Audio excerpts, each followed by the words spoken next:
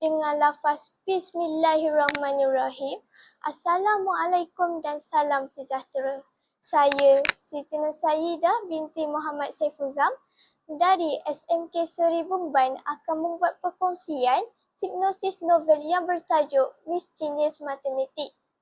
Novel Miss Genius Matematik merupakan karya Haryani Kamilan dan diterbitkan oleh Bukit. Watak utama dalam novel ini ialah seorang murid perempuan yang sangat handal dalam mata pelajaran matematik. Cerita ini berpusat pada kelas 4D yang menerima seorang murid baharu bernama Lily. Pada mulanya, Lily kelihatan sombong, tetapi sebenarnya dia seorang yang baik hati.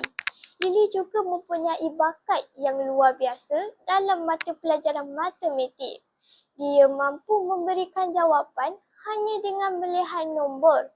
Namun begitu, dia mempunyai satu kelemahan iaitu sukar menghafal fakta sehingga sering gagal dalam mata pelajaran lain. Selain itu, Lily berdepan dengan tekanan daripada bapanya yang tegas dan sering menghukumnya apabila dia tidak memperoleh keputusan cemerlang dalam peperiksaan.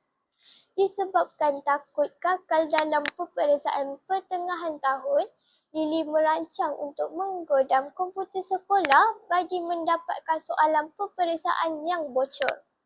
Namun, rancangannya tidak berjalan lancar kerana tindakannya berjaya dikesan oleh pihak sekolah. Akhirnya, novel ini mengajarkan kita bahawa kebolehan dan kepintaran yang dimiliki bukanlah tiket untuk melakukan kesalahan. Sebaliknya, amanah yang perlu digunakan ke arah kebaikan. Kejujuran, keberanian mengakui kesilapan dan kesungguhan untuk berubah merupakan nilai yang sangat penting dalam kehidupan. Selain itu, novel ini turut membuka mata kita tentang besarnya pengaruh ibu bapa terhadap emosi dan perkembangan anak-anak. Sokongan dan kasih sayang mampu melahirkan anak yang cemerlang, manakala tekanan yang berlebihan hanya akan memusnahkan keyakinan mereka. Semoga novel ini dapat menyedarkan kita bahawa kejayaan sebenar bukan hanya terletak pada keputusan peperiksaan, tetapi pada nilai akhlak dan kepribadian yang dibina dalam diri. Sekian, itu sahaja daripada saya. Terima kasih.